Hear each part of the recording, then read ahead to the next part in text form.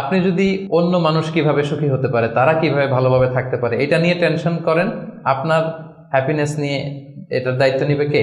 কাউকে দান করেন, চ্যারিটি করেন, ডোনেশন করেন, এটা করার পরে যে কি সুখানুভূতি, অনুভূতি কি আর বোঝানো যায় না? ওটা অনুভব করতে হয়, এটা আপনি অনুভব করবেন এবং যারা আপনারা এটা করেন নিশ্চয়ই অনুভব করেছেন। তো এটা যদি আমাদের মধ্যে থাকে, এটা আপনাকে হ্যাপি করবে।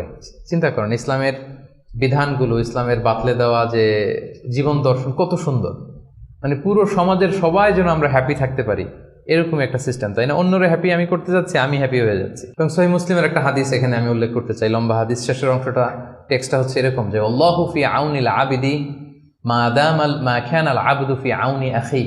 রাসূল সাল্লাল্লাহু আলাইহি ওয়াসাল্লাম বলেন, আল্লাহ তাআলা ততক্ষণ পর্যন্ত বান্দার সাহায্যে থাকে যতক্ষণ পর্যন্ত বান্দা তার ভাইয়ের সাহায্যে থাকে।